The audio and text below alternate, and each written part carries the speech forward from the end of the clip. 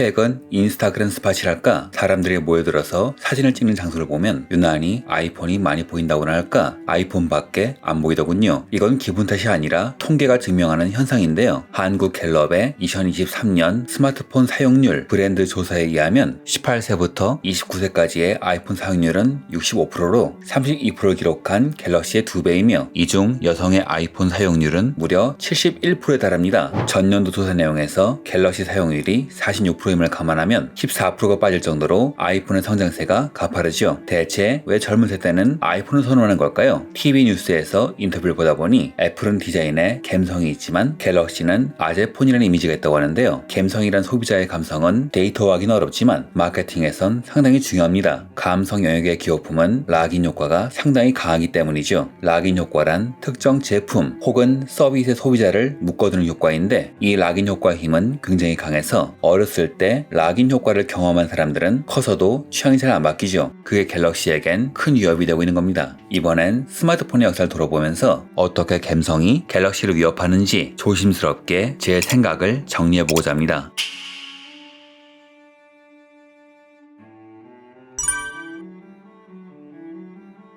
애플은 2007년 아이폰으로 새로운 혁명을 일으켰죠. 이후 나온 스마트폰들은 사실상 아이폰의 변주에 가까운데요. 삼성은 주특기인 패스트 팔로우 전략으로 퍼스트 무버인 애플을 빨리 쫓아갔지만 사실 이건 지금 보면 절반의 안착이라고 생각해요. 이는 애플과 삼성의 기업 성격의 차이에서 나옵니다. 제조업 기반의 기업이 제품의 단가, 완성도에 더 신경을 쓴다면 소프트웨어 기반 기업은 고객 경험을 더 중시하는데요. 애플은 소프트웨어를 팔기 위한 하드웨어를 제조하는 소프트웨어 기업이므로 이를 잘 쓸 수 있는 하드웨어를 만드는 게 더 중요하지만 삼성은 하드웨어를 팔기 위한 사업이라 소프트웨어는 나중에 기기에 맞춰버리죠. 이런 차이가 스노우볼링이 되어 지금 이런 결과로 이어지는 게 아닐까 생각합니다.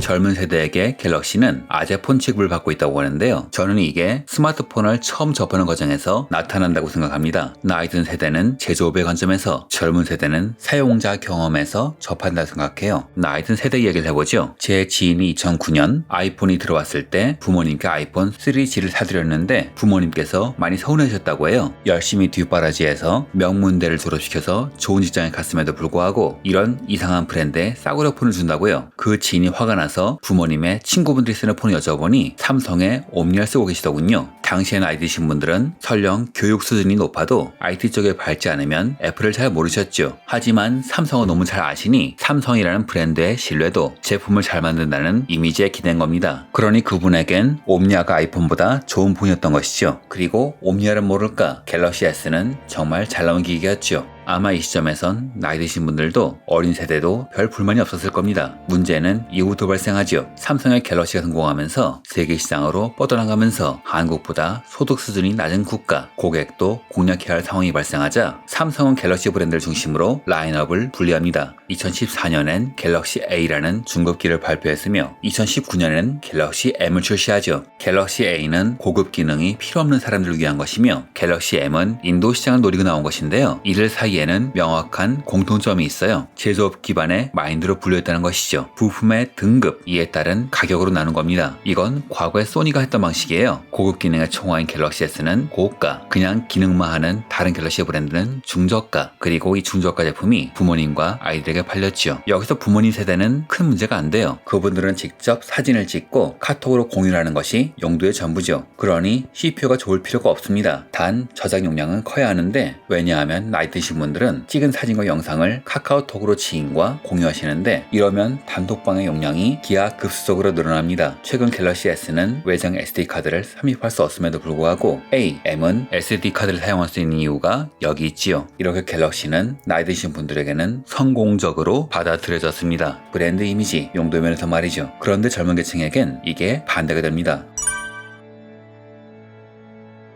혹시 아이들이 사진 찍는 걸 유심히 보신 적 있으신가요? 아이들은 나이 드신 분들과는 달리 사진을 얌전히 찍지 않습니다. 폰 잡고 포즈 잡고도 이런저런 움직임을 취하면서 놀면서 찍죠. 이런 경우 손 떨림 방지 기능 OIS가 없으면 사진이 흔들립니다. 문제는 삼성의 A, M 등의 스마트폰들은 OIS가 거의 없다는 거죠. 그래서 아이들이 사진 찍는 모습을 잘 보면 저가형 갤럭시로 사진 찍을 때는 손 흔들지 말라고 한 소리 합니다. 그런데 이런 일이 자꾸 벌어지면요, 은근히 등급이 분류돼요. 자기 폰이 손떨방이 되는지 안 되는지 신경을 계속 쓰지요. 그런데 아이폰은 그런 게 없습니다. 최저가 모델인 SE2에도 OIS가 들어가 있어요. 그럼 뭘 고를까요? 손이 안 떨리도록 신경을 써야 하는 폰? 아니면 흔들렸다 싶은데 막상 찍고 보니 멀쩡한 폰? 당연히 후자겠죠. 그리고 남자아이들은 한 가지 문제가 더 있습니다. 보통 게임을 하거든요. 경우에 따라선 여럿이 모여서 즐겨요. 그런데 모임 있는 아이들 중 한 아이의 폰이 성능이 떨어지면 스로틀링이라도 발생하면 그 아이가 발목을 잡습니다. 그럼 게임의 파티 플레이에 끼질 못해요. 문제는 부모님들 입장에서 비싼 폰을 아이들에게 사주기는 아무래도 어렵지요. 워낙 활동적이니까 뛰어놀다 떨어뜨려서 금방 망가지기도 하고 깡패들에게 삥 뜯길 표적이 될 수도 있으며 공부는 안 하고 게임만 할까봐 걱정이 되기도 하지요. 수입 문제라는 현실적인 문제도 있습니다. 아이를 대학 보내고 취업 준비까지 시키려면 들어가는 돈이 상당하거든요. 물론 옛날 부모님들이 사주는 대로 쓰라 마인드였다면 요즘 부모님들은 아이에게 용돈을 물어보고 맞춰 사줍니다. 그런데 여기서 함정이 있는데요. 아이들은 친구들하고 카톡하고 사진 찍는다고 말하지 게임을 할 거란 말은 안 해요. 그럼 정말 안 사주니까 당연히 부모님들은 게임 성능은 별로 안 좋은 중저가 폰을 사주지요. 그런데 이런 걱정은 아이폰을 사면 싹 사라집니다. 아이폰 SE 3세대가 나왔을 때 사람들이 가장 의아했던 건 프로세서였습니다. 아이폰 14과 같은 A15를 쓰고 있죠. 왜 저가형과 고급형에 같은 CPU를 쓸까요? 삼성폰, 아니 제조업 기반의 회사에선 상상도 할 수 없는 이런 일이 벌어진 이유는 사용자 경험 때문입니다. 전에 말했던 애플은 애플 뮤직을 팔 수 있는 단계가 되자 아이팟을 단종시키는 등 소프트웨어를 팔기 위해 하드웨어를 파는 회사죠. 그들에게 중요한 것은 소프트웨어, 서비스로 매출을 내는 것으로 아이폰은 자신의 소프트웨어에 맞춰 만들어집니다. 그래서 애플의 어떤 폰도 출시 연도로부터 2년간 버벅대는 일은 없지요. 아니 그렇게 합니다. 그래서 SE라는 삼성의 분류대로라면 버벅이고 손떨방도 없어야 할 폰이 이 모든 걸 다 갖추고 있는 것이며 심지어 같은 해에 나온 SE 3세대와 아이폰 14 플러스가 같은 CPU를 쓰는 이유이기도 하죠. SE 3세대의 CPU 등급을 낮추는 것보다 출시일로부터 2년 동안은 불편 없이 쓰게 하는 게 더 중요한 겁니다. 게다가 소비자들에게 더욱 힘든 것은 삼성의 분류 방식을 매번 공부해야 한다는 것이죠. 삼성은 모든 걸 제조사적 관점에서 접하기 때문에 CPU의 등급도 철저히 나누고 손떨방, OIS의 등급도 철저히 관리하는데요. 이게 좀 복잡합니다. 그냥 일정 등급은 아예 OIS가 없다고 하면 차라리 편할 텐데 갤럭시 A는 OIS가 들어가다가 2017년에 나온 A7, A5에선 빼더니 명기라고 평가받는 A52에선 다시 탑재했죠. 즉 일반적인 상식, 나중에 나온 게 더 좋은 거라는 상식이 통하지 않는 겁니다.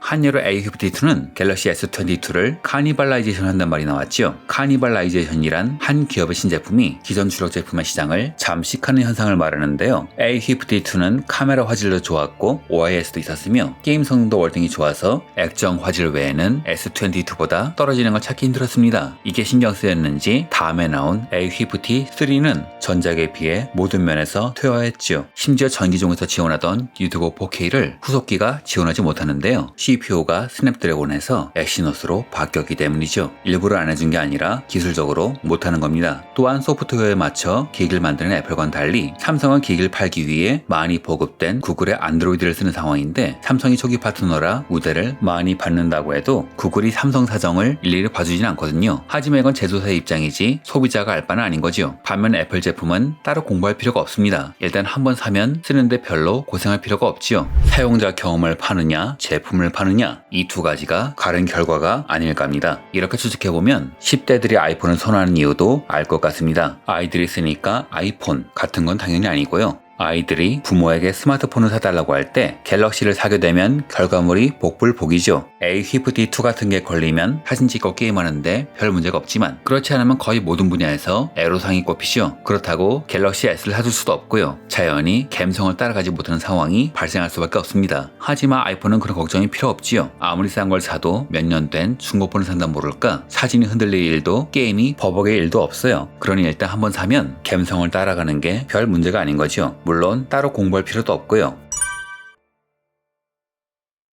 삼성의 하드웨어는 아이폰에 비해 결코 뒤지지 않습니다. 갤럭시는 믿고 살 수 있는 브랜드고 특히 업무를 하는 입장에서 통화 녹음은 정말 강력한 무기니 나름 확실한 사용자 경험도 갖고 있죠. 다만 하드웨어를 제조업 관점에서 만들고 소프트웨어를 맞춰놨기 때문에 편리한 사용자 경험 면에서 한계가 생길 수밖에 없고 이게 어린 소비자들과 맞지 않다 보니 자연스레 선호하지 않는 것이죠. 반면 애플은 달라서 그들은 iOS에 맞는 기기부터 만듭니다. 심지어 iOS에 최적화된 기기를 만들기 위해 직접 CPU까지 만들 정도죠. 저같이 기기 스펙 읽기 좋아하고 리뷰를 보는 게 취미인 사람이라 모를까 대부분의 사람들에게 IT 기기란 그냥 용도에 맞는 걸 사는 수준이며 그나마 아이들에게 선택권은 없습니다. 이런 상황에서 아이들이 사용자 경험을 확보하는 안전한 방법은 아이폰을 사는 거죠. 갤럭시는 손들어방이 들어갈 수도 있고 빠질 수도 있지만 아이폰은 그런 걱정을 할 필요가 없으니까요. 이러면 단기적인 성과를 내긴 좋지만 고객 경험이 전부 갈라져 버리는 문제가 발생합니다. 사실상 다른 제품이니까요. 그래서 10대 아이들은 갤럭시에 좋은 인상이 없는 거죠. 아이들이 아이폰을 선호하는 이유입니다. 반면 성인들은 다르죠. 사회생활을 하다 보면 자기가 하라고 해놓고 일이 틀어지면 뒤집어 씌우는 사람이 참 많아요. 모범적인 상사, 동료는 환상입니다. 그래서 통화 녹음이 되는 삼성 갤럭시를 써야 하는데 이는 통화 녹음이 되는 안드로이드 폰이 사실상 갤럭시 하나이기 때문에 사람들이 갤럭시로 대동단결하는 겁니다. 그리고 나이가 한번 들면 다른 운영체제에 적응하는 게 힘들기 때문에 안드로이드에 락인 효과가 걸리는 걸 테고요. 반면 10대에서 20대는 아이폰이 편하고 감성이 더 맞으므로 마찬가지로 아이폰에 락인 효과가 걸리는 거겠죠. 자, 그런데 이런 상황이라도 계속된다면 그나마 좋겠지만 저는 이런 상황이 언제까지 이어질 거라고는 보지 않아요.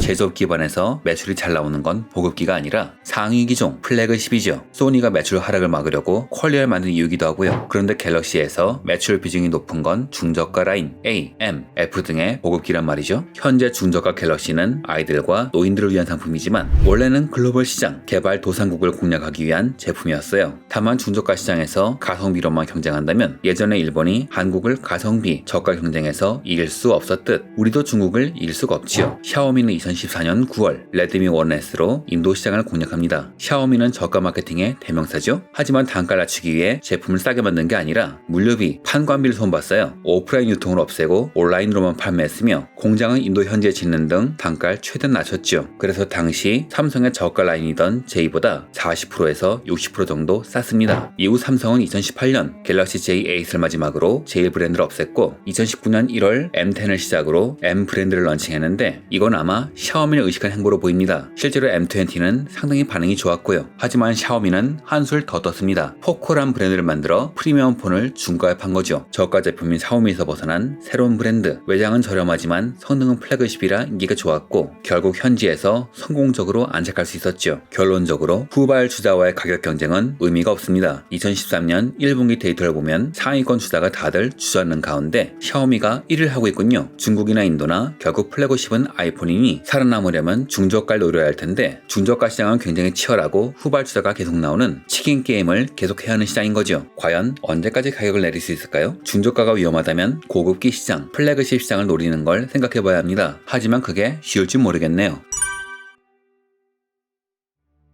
저 개인적인 생각입니다만 저는 두 회사를 보면 VHS와 베타맥스가 떠오릅니다. 소니의 독자 규격이자 독자 플랫폼인 베타맥스는 화질과 음질이 우수했지만 자유롭게 참여할 수 있기에 여러 회사가 달려든 VHS, 재생 시간만큼은 길어서 영화를 테이프 한 편에 담을 수 있었던 VHS의 승리로 끝났죠. 나중에는 같은 계열의 기술인데 고객층이 완전히 갈라져 버렸고 베타맥스는 무슨 수를 써도 VHS를 따라잡을 수 없게 되었습니다. 스펙이 아니라 소프트웨어, 편의성의 승리였죠. 저는 아이폰이 VHS를 차지했다고 봐요. 그렇다면 베타맥스인 갤럭시는 뭘 해야 할까요? 방송 쪽 일을 해보신 분들은 아시겠지만 방송가에서는 소니제 장비가 대부분이며 디지털 파일로 저장하기 전까지 편집용 테이프는 전부 베타맥스였습니다. 소니제 장비로 색을 맞췄고 이를 잘 재현하기 위해서라고 하네요. 또한 불과 10여 년 전까지만 해도 하드 녹화가 없던 시절엔 일본의 마니아들은 베타로 TV 방송을 녹화했다고 하네요. 그렇다면 삼성은 베타맥스처럼 아이폰은 건드리지 못하는 자신만의 영역을 개척해도 될 겁니다. 실제로 삼성은 제조업 분야에서 회사에서 자신만의 상품을 만든 적이 있어요. 고 스티브 잡스는 스마트폰은 한 손에 들어와야 한다 라고 말했습니다. 또한 스타일러스는 잃어버리기 쉽고 손가락이 제일 훌륭한 스타일러스다 라는 말도 했지요. 삼성이 만든 갤럭시 노트는 이런 철학에 반대되는 물건이었습니다. 화면은 크고 스타일러스가 달린 폰이었으니까요. 잡스 말만 들어보면 노트는 안 팔린 물건이겠지만 오히려 노트는 반응이 아주 좋았어요. 무언가를 받아 적으면서 일하거나 그림을 그리는 일을 하는 사람, 나이가 들어 노안이 온 사람에게 정말 좋은 폰이었거든요. 저는 갤럭시 노트가 아이폰에 어떠한 영향을 주었다 생각해요. 잡스 사후에 노트와 비슷한 사이즈의 대형 아이폰이 나오기 시작했으니까요. 스마트폰의 사용자 경험을 가진 사람에게 그들이 원하는 제품을 만들어서 팔아라. 제조업의 원칙을 따른 멋진 전략이었죠. 삼성의 이런 시도는 계속됩니다. 최근에 발매된 갤럭시 플립 폴더가 그런 제품인데요. 플립은 귀여운 모양으로 주로 젊은 여성들의 감성을 자극했고요. 폴더는 노안이 와서 노트로도 인터넷을 보기 힘든 나이 든 사람의 취향을 자극했죠. 다만 이는 절반의 성공이라 할 수 있는데 하드웨어는 금방 따라잡힐 수 있기 때문입니다. 특허를 걸어놔도 특허의 빈틈을 따서 비슷한 걸 만들 수 있는 세상이니까요. 모토로라에선 플립과 비슷한 제품이 나왔고 중국에선 폴더를 그대로 뺏긴 제품이 나오더니 이젠 병풍 비슷한 것마저 나온 세상이 되었군요. 단순히 하드웨어 컨셉만으로 치고 나가도 잘 팔린다 싶으면 다른 경쟁 업체가 베끼기 일쑤이며 보통은 대체 특허로 공략해서 다 빠져나가고 설령 특허 침해 인정받아도 그때까지 몇 년이 걸립니다. 폐수에서 돈을 물어주더라도 시장에 들어가는 데 성공한다면 괜찮다는 회사가 꽤 많아요. 현재 갤럭시는 아이폰이 아니라 중국 폰과 경쟁하고 있습니다. 새로운 폰 벡터는 후발주자가 바로 백이니 천상 품질로 승부해야 합니다만 퀄컴이 스냅드래곤을 중국 업체에도 적극적으로 공급하느라 프로세서 독점으로 인한 경쟁력도 약화되었고 OLED 관련 기술도 절대 우위가 아닌 상황이죠. 그렇다고 제조 역량으로 애플을 누르는 것도 어렵습니다. 애플은 비용을 줄이려고 외주 주는 거지 못해서 외주 주는 게 아니에요. 직접 프로세서를 개발할 정도의 회사이며 최근에는 더 나은 사용자 경험을 위해 가능한 한 모든 부품을 직접 개발해서 사용한다고 합니다. 결국 하드웨어 경쟁에서 우위를 차지하기 힘든 지금 상황에선 이 새 하드웨어 경험을 살릴 수 있는 소프트웨어 혹은 이에 준하는 경험이 필요하다는 겁니다.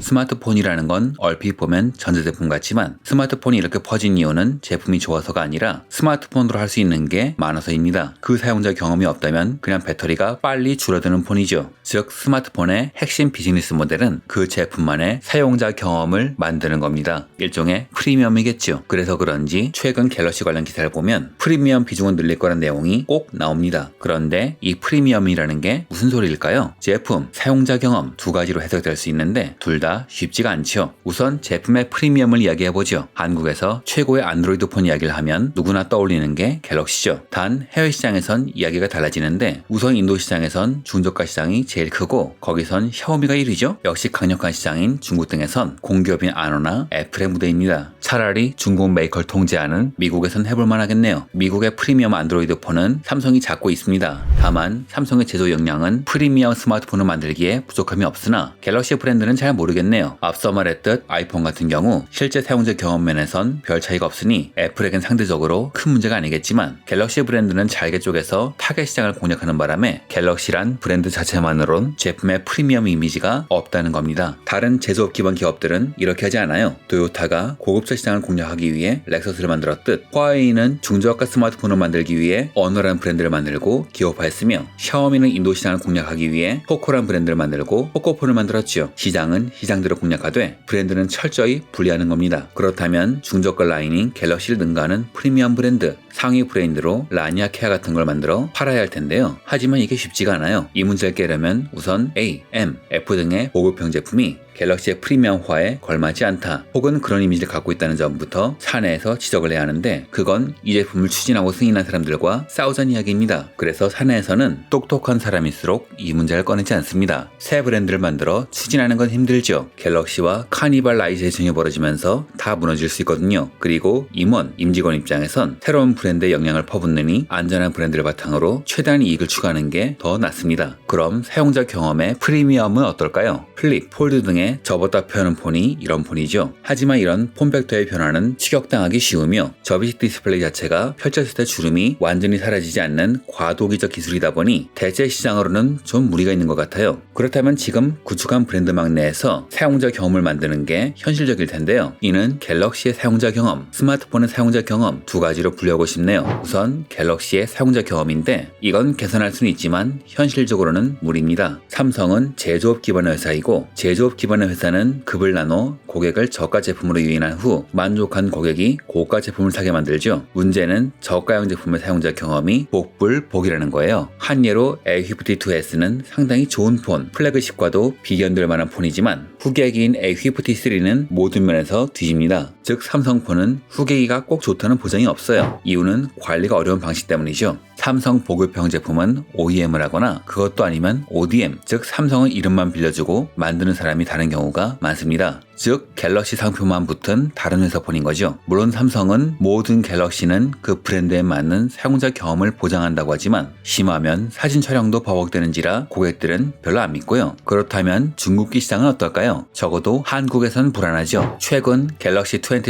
FE를 보면 해외파는 스냅드래곤을 쓰지만 국내파는 엑시노스를 씁니다. 이유인즉 스마트폰을 담당하는 부서인 삼성 MX 사업부는 성능 문제로 스냅드래곤을 선호하지만 반도체를 담당하는 DS 사업부는 자사의 엑시노스를 선호하기 때문이라고 하네요. 같은 모델로도 국가별로 나누는 것 때문에 스냅드래곤을 원한다면 고객은 해외 모델을 사야 하는데 이러면 삼성페이를 쓸 수 없으므로 역시 완전한 갤럭시의 사용자 경험을 얻기는 힘듭니다. 하지만 애플은 다르죠. 애플은 2022년 기준으로 모든 제품이 같은 프로세서를 쓰고 있어요. 기기를 팔아내는 매출도 중요하지만 소프트웨어의 사용자 경험으로 내는 매출이 더욱 중요하니 이런 식으로 제품을 나눈 거죠. 이걸 위해서 프로세서를 직접 설계하고 있고 앞으로는 주요 부품도 직접 설계한다고 합니다. 앞으로도 애플 제품은 디자인, 화면 크기, 그리고 카메라의 성능은 차이가 있을지언정 어떤 제품엔 손떨방이 안 들어가고 들어가는 식의 차별은 없을 겁니다. 물론 이런 식의 전략이 삼성에게 쉬운 건 아니죠. 애플이 직접 프로세서를 만드는 이유는 퀄컴 등의 칩 제조사가 자사가 원하는 제품, 아이폰의 설계에 맞는 발열량과 처리량을 보장하는 제품을 만들지 않기 때문일 겁니다. 애플이 퀄컴에게 발열량이 높으니 설계를 바꿔달라고 해도 들어줄 리가 만무하니까요. 이 문제는 삼성도 마찬가지입니다. 그래서 자사의 엑시노스에게 희망을 걸고 있지만 엑시노스는 스냅드래곤에 비해 성능이 떨어지기 때문에 결국 플래그십은 스냅드래곤을 써야 하는데 이러면 발열 관리가 아주 어렵죠. 실제로 S22는 GOS를 강제 적용해서 성능을 낮추기도 했고요. 여하튼 이런 복합적인 문제 때문에 갤럭시의 사용자 경험은 안정적이지 않지요. S20는 좋았는데 S21은 문제가 많고 S22는 잘 나왔다 싶더니 GOS 강제 적용이란 문제가 있고 S23의 경우 또 명작이기 때문에 고객이 사용자 경험이 좋은지 안 좋은지 일일이 알아보는 피곤한 상황이 연출됩니다. 그렇다면 소프트웨어의 사용자 경험이 전부일 텐데 이건 단순히 카메라 어플의 성능, 전화 어플의 성능, 통화 녹음 같은 기능의 문제가 아니라 그 기능들이 어우러져 하나의 시너지를 내야 해요. 통화 녹음을 한 걸 문서로 만들어주는 갤럭시의 기능이 좋은 예죠. 단 통화 녹음의 경우 해외에선 불법인 경우가 많아서 글로벌 시장을 공략해야 하는 삼성이 취할 수 있는 방법은 아니고요. 결국 스마트폰의 주용도는 시간 때우기 혹은 사진을 찍어서 나를 알리는 자기 표현이니 그쪽을 중심으로 키워나가는 게 정답일 텐데 애플은 소프트웨어를 넘어 콘텐츠까지 제작하는 괴물 중에 괴물이라 정면 승부를 걸기는 어렵지 않을까요? 적어도 제 생각은 그렇습니다. 그리고 갤럭시 S24 기본형이 엑시노스 쓰는 걸 감안할 때 적어도 당분간은 제조업 기반의 금나누기로 차별성을 유지할 걸로 생각됩니다.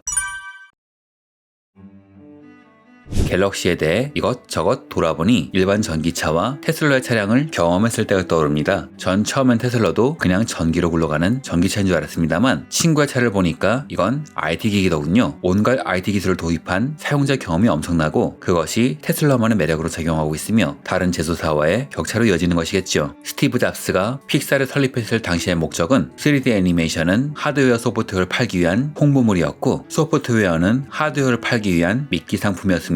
대부분의 매출은 하드웨어에서 나올 거라 생각했죠. 하지만 정작 하드웨어가 잘 팔린 이유는 세계 최초의 3D 영화인 토이스토리가 히트하면서 3D 애니메이션 붐이 일어났기 때문이죠. 그 전까지 잡스가 하드웨어를 고가에 파는 데만 집중했다면 이때부터 잡스는 사용자 경험을 파는 것에 중요성을 깨달은 듯해요. 스마트폰이라는 것은 통화만 한다면 피처폰과 큰 차이가 없을 겁니다. 하지만 스마트폰이 급속도로 퍼져나간 이유는 다양한 소프트웨어를 활용해서 할 수 있는 일이 많았기 때문이죠. 새로운 사용자 경험이 배터리 충전 문제가 불편해도 아마도 스마트폰을 쓰게 한 이유일 겁니다. 애플은 소프트웨어와 하드웨어의 조화가 뛰어나고 소프트웨어 간의 연동도 잘 되는 편이죠. 키노트로 프레젠테이션을 만든 후 이를 바로 동영상으로 만드는 것도 가능합니다. 하지만 안드로이드는 애초에 이런 식으로 연동이 된다기보다는 구글은 OS와 스토어만 만들고 나머지는 사용자가 알아서 하는 방식이죠. 그리고 삼성도 제조업의 방식대로 하드웨어만 제작했을 뿐 소프트웨어는 상대적으로 소홀했기 때문에, 아니 정확히 말하면 타이젠, 바다 등으로 노력은 했지만 잘 안 풀리는 바람에 결국 지금의 상황이 된 거라고 볼 수 있습니다. 이건 단기간 해결이 어렵습니다. 프리미엄 브랜드를 위해선 좋은 제품을 넘어 최적화된 사용자 경험을 갖출 수 있는 새로운 걸 해야 하기 때문이죠. 뭐 결론은 갈 길이 멀다는 건데, 일련의 인터뷰 내용으로 볼 때 이미 삼성 내부에선 잘 아는 내용 같으니 우린 그저 지켜보면 될 것 같습니다. 소비자니까요. 이상으로 영상을 마칩니다. 영상이 좋으셨다면 좋아요, 구독 부탁드립니다.